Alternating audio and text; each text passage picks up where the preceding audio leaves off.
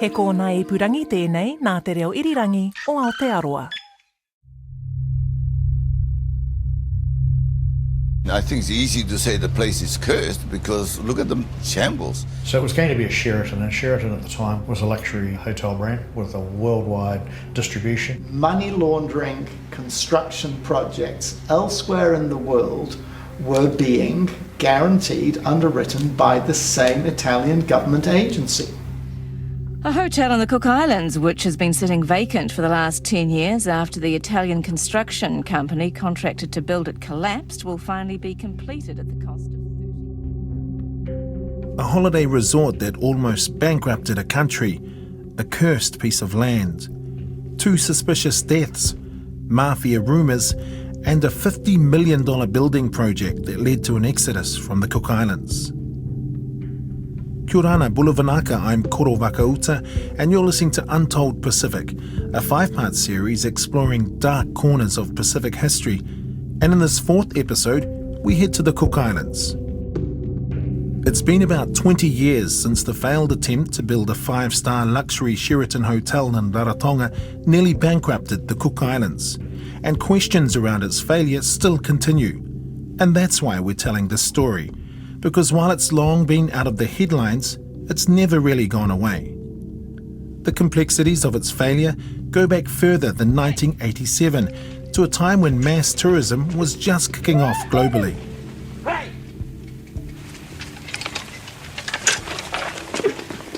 Two boys are ploughing. This is Peter Vere-Jones presenting NZBC's radio documentary Which Way to Paradise in 1970.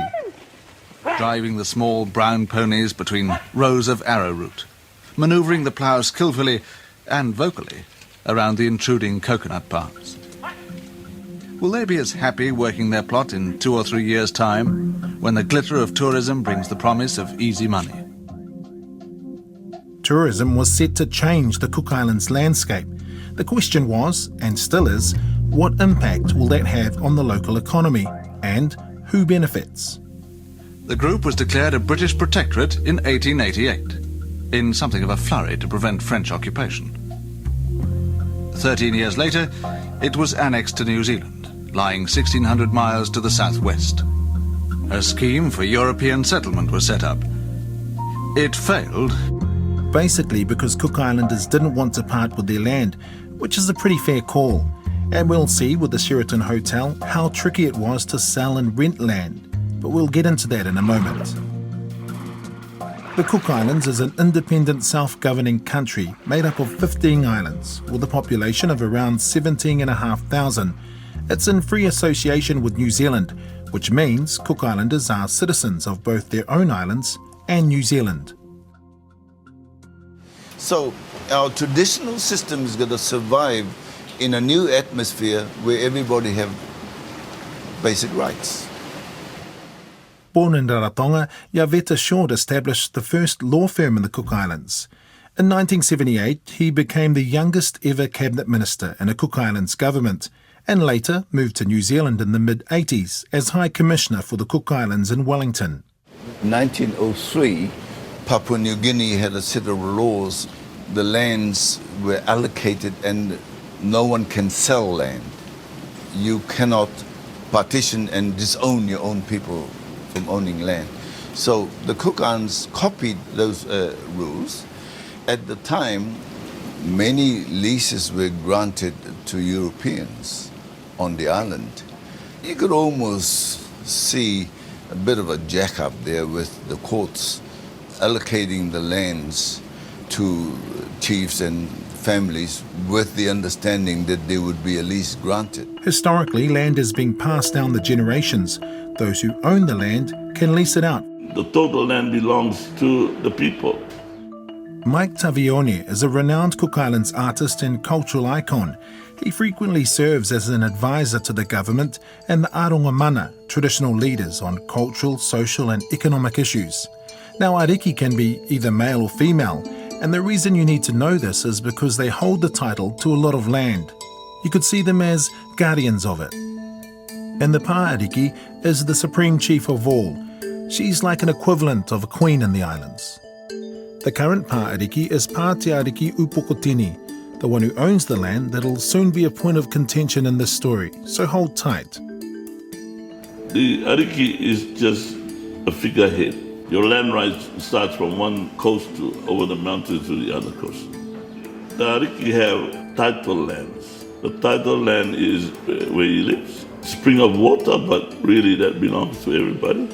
In the Cook Islands, there are about 24 ariki or chiefs spread across 15 islands. So who owns the land and who has the right to lease it? And what are some of the complicated obstacles that get in the way? The land should supply the people with their basic needs: food, shelter and water. But you see, the land could be leased by the title holder. But what makes these leases so complicated is that they were long, and I mean really long. We're not talking 5 years, not even 10 or 20. You can lease a piece of land in Rarotonga for 99 years, but you can never sell it. Lawyer Yavetta Short again. All of these lands that were leased to Europeans were used for economic and agriculture growing. It helped boost the economy of the country. And one of these long leases was held by a European settler called William Wigmore. We'll get to his story shortly. There's only a few of these leases, and this was one of them. The land rules are complex, yes, but it makes sense to ensure that the land stays in indigenous hands. In the early 20th century, there'd been some clashes between Pa Ariki, the paramount chief who claimed the land at the time, against a rival clan who also claimed ownership over that same piece of land that Wigmore was leasing. So this is really about Ariki power versus who gets to sell and lease the land.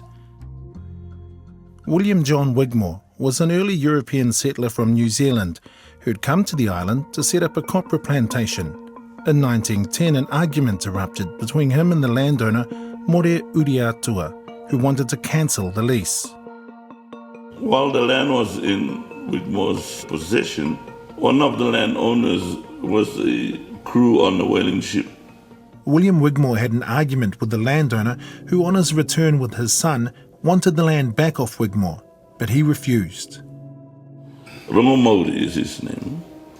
Rongomauri came back with his son, More Uritau. And that's when things got out of hand. And you have to remember that Wigmore had just signed a deal for that really, really, really long lease. Went back and asked for his land back. So Wigmore grabs his rifle and then he was shot. All he did was ask for his land back. Wigmore claimed the shooting was an accident and that he had, in fact, aimed for a chicken, but had missed. According to Mike, there were a couple of versions as to why Wigmore shot More. One was that he was trying to steal chickens. But why should he go that far to steal a chicken in his church clothes? And the other one is, he was trying to peep around for Wigmore's wife.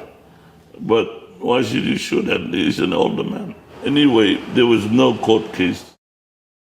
No one really knows why Wigmore shot More, but he served a short jail sentence, then skipped the country. He headed to New Zealand and then moved to Tahiti.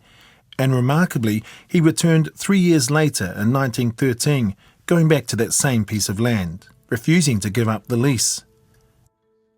And that's when More's daughter Metua placed a curse on the land, which would bring bad luck to whoever tried to do business on it. That exact piece of land, years later, was where the Sheraton was going to be built. Following the shooting, land leasing laws changed. Back to Yavetta again.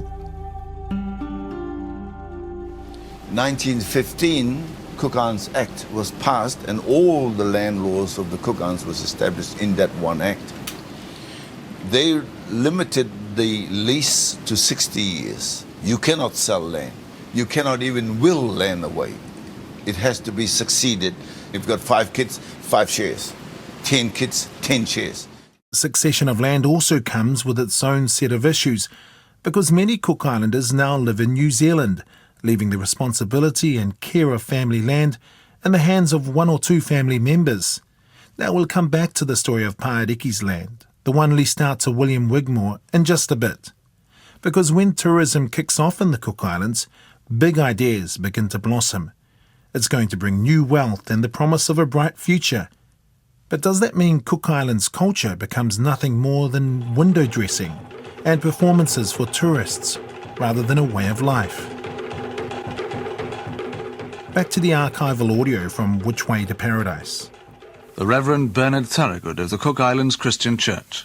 Song and dance, there is a fair amount of culture still left from the old days.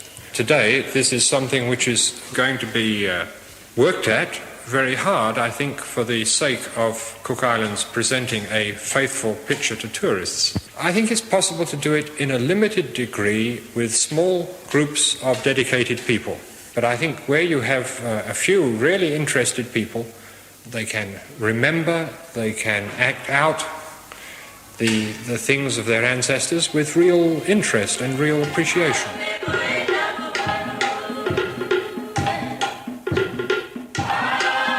By the mid-1980s, tourism was already the Cook's primary industry, and the country's leaders wanted to take it to the next level.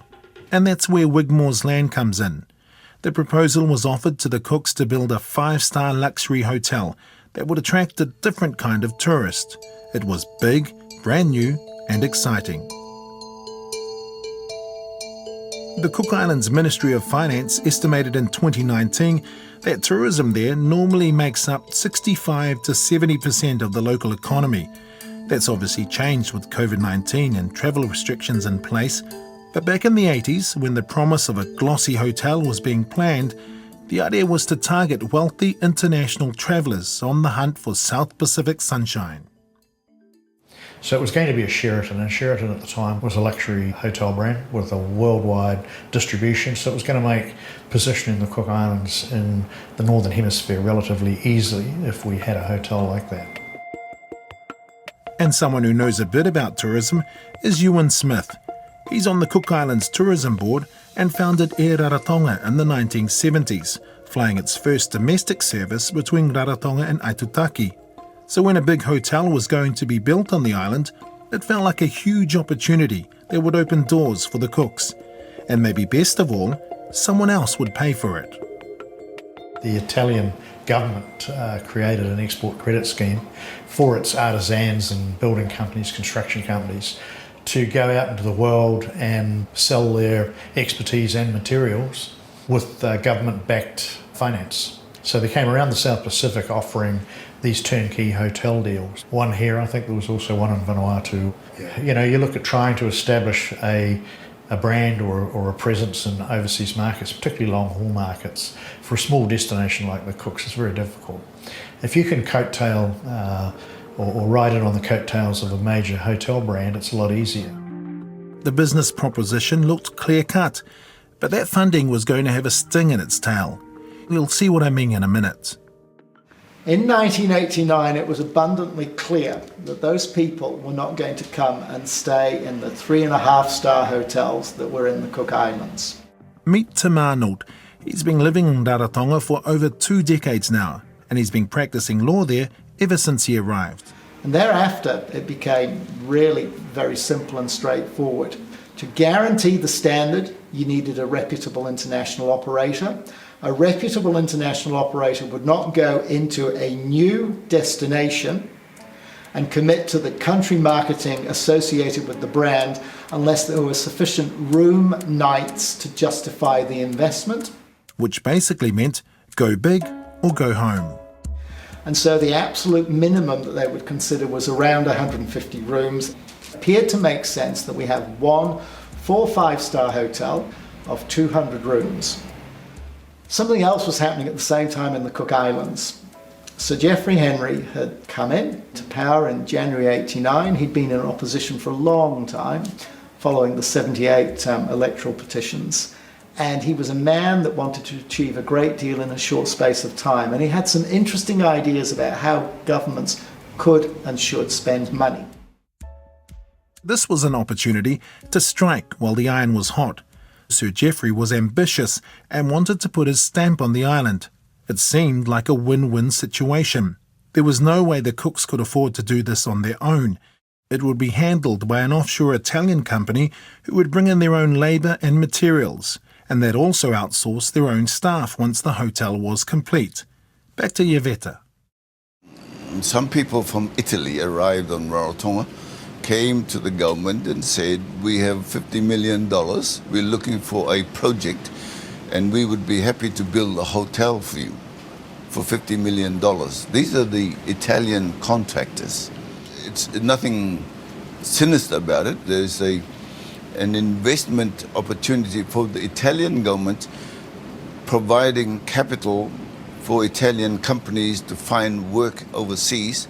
If they got the contract to build a hotel, 80% of all the materials was to come from Italy. But as they say, the devil's in the detail. Well, it turned out to be a little bit of a sort of a shell game perpetrated by one Franco Picci, who was a travelling hotel salesman. He had persuaded politicians of the Democratic Party government in the late 80s that there was lots of Italian money to be had. It had to be spent on an Italian building contractor, but if they just signed on the dotted line, they would get a loan out of Italy, an Italian contractor out of Italy, and the next thing you know, we would have a beautiful hotel that we could all be proud of. The project was estimated to cost 60 million. So our government sort of said, yes, we'll take the money, we'll find you a piece of land. Well, after about 8 months, they have no land. Prime Minister rang me in Wellington and asked me to come back to Rarotonga and find the land for them. So after a hunt, Yvetta eventually identified 5 or 6 pieces of land in the mix, but one stood out, the one belonging to Pa Ariki. And I started off with this land at Waimanga because it's one landowner, one lease on it. I negotiated the purchase of the lease from the Wigmore family. Robert Wigmore, who's my cousin, they had a long-term lease and it had about 14, 15 years to run. Having got an agreement from Robert Wigmore, then I had to meet with Pa Ariki at the time, mother of the present Pa Ariki, and we nutted out a deal for Pa Ariki to lease the land to this government company which was going to build the hotel. Then the plans were done. Or so everyone thinks. Then they started the work. By then, 8 million has already disappeared. And this is where things start to get even trickier. To Arnold again. In Italy, I understand that the mafia back in those days was looking for ways to launder its money. And one of the ways it could launder its money was in the construction industry. And construction companies could make big money by building, wait for it, hotels and other large construction contracts elsewhere in the world. And part of the laundering involved getting some legitimate finance. And so mafia money laundering construction projects elsewhere in the world were being guaranteed, underwritten by the same Italian government agency. According to Tim, it's exactly what's happening in the Cooks with the Sheraton Hotel. Mafia involvement isn't a good look, but no one knows what's happening beneath the surface. Sadly, the builder was robbing Peter to pay Paul in terms of his building contracts, and it went broke shortly afterwards, having drawn down 20 million Deutschmarks, I think. The contractor was failing in their obligations, so they were sacked and replaced by another Italian construction company who seemed to make a lot of progress over the following 6 months or year. A new Italian company, Stephanie, stepped in and continued with the work. When the Italian government entity that was responsible for providing the money, when they stopped, Because the Italians had loaned all they could. the work was 80% completed. When it comes to money, nothing is free. Turns out the deal was different than first thought. It became clear very quickly that the money was quite a hard-nosed loan, that the hotel wasn't a particularly good deal. There were no plans and specifications. The builder had managed to be paid 7 million Deutschmarks, I think it was. It all went downhill from there. Lots of people will tell you that the mafia were involved in the building of this hotel, and that is simply not correct. But it's certainly the case that there is a mafia connection. We only needed another 12, 15 million to complete the whole project. But the reality was we allowed the drawdown, which should never have happened. Otherwise, we would have had enough money to nearly complete the project. The construction of the Sheraton came to a standstill, with an almost completed building beginning the slow process of decay as the costs began ballooning out. So overnight, a legitimate and competent Italian building company found itself unpaid with a bank that was not going to pay it.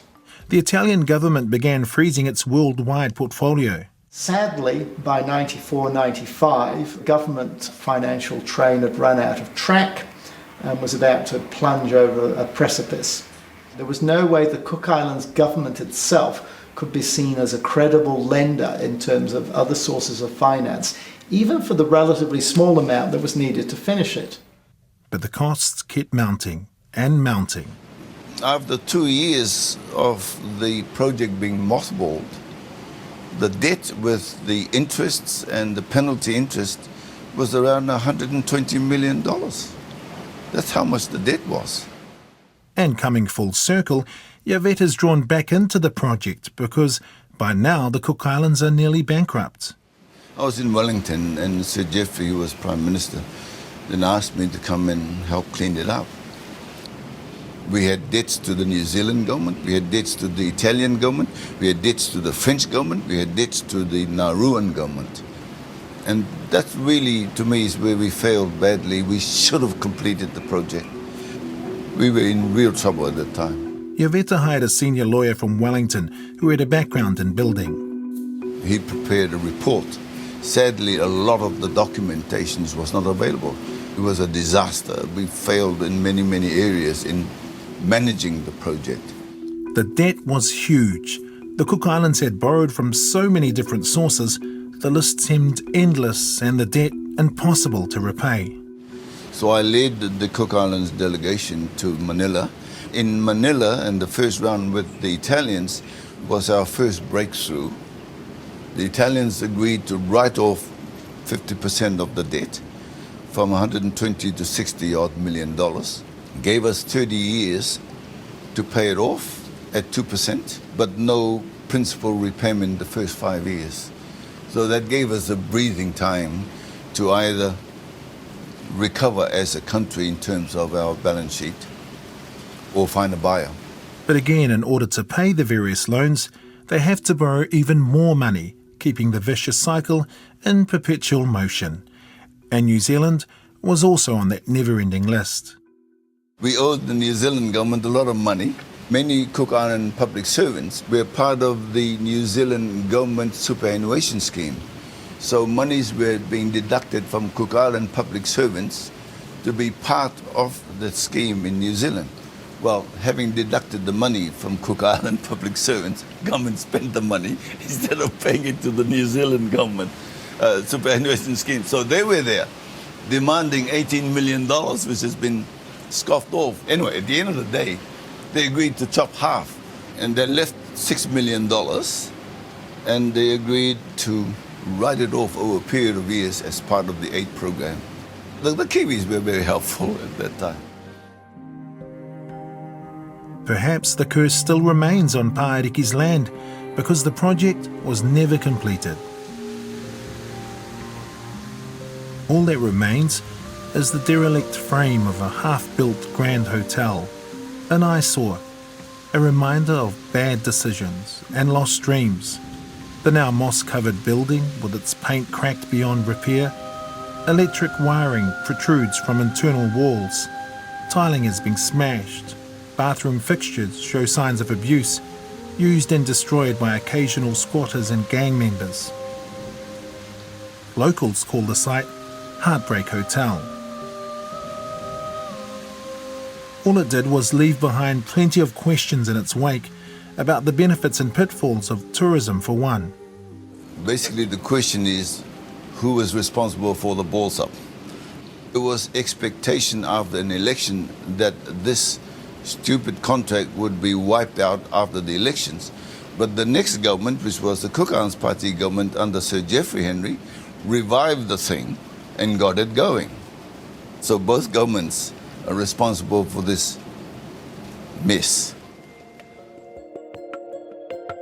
Between the year 2000 and 2017, there were at least 3 more attempts and different developers who wanted to jumpstart the project, but nothing ever bore fruit. I mean, what happened after the failure of the Sheraton is the hazard of a large internationally owned resort is that the distribution of benefits can be relatively narrow. It's a very vertical transaction, often bringing in a lot of external labour and expertise to run that, and if it's foreign owned then the profits are repatriated. So, you know, you've got to have a really good reason to want one of those. Ewan says Cook Islands tourism looks very different to what was originally envisaged back when the plans for the Sheraton were in train. Today, there are a number of smaller hotels, guest houses and privately owned boutique-style accommodation catering to tourists. You have a very broad dispersal of direct economic benefit from tourism into the local community. So if you look at it, the number of people that are self-employed, own small businesses or have developed small businesses, holdings of their own on their own land, there's a lot of ways that you can get involved in tourism. The entry barriers are very low, you know, and the demand's there. That demand will hopefully be there once we're COVID-free and the borders are open once again. Lawyer Tim Arnold's involvement in the projects continued for 2 decades, and it doesn't look like there's any answer in sight. He's overseeing that same piece of land that the Sheraton was to be built on, the same one cursed by Metua and leased by William Wigmore, the land owned by the current Pā Te Ariki Upokotini, or Pā Ariki for short. He says the government's unclear about what can be done, so things are at a standstill. Because the government has acknowledged that it is Pā's land. It can't, on the one hand, say that it wants to be developed in a particular way, but on the other hand, say, yes, but please just sit there on your hands. Having the tourism industry in the Cook Islands was important. It provided an economic base for the Cook Islands. But the sad thing is that today, all our economic activities is tourism. In other words, all our eggs in one basket. So there's a need for government to look at other things and whatever that is. And perhaps now, with COVID slowing things down, it gives countries like the Cook Islands some time to think about how the future might look and where the opportunities lie. You're listening to Untold Pacific and an episode on Rarotonga and the Sheraton Hotel. I'm your host, Koro Vakauta, and the series is produced by Sonia Yee. This podcast was made possible by the RNZ NZ On Air Innovation Fund.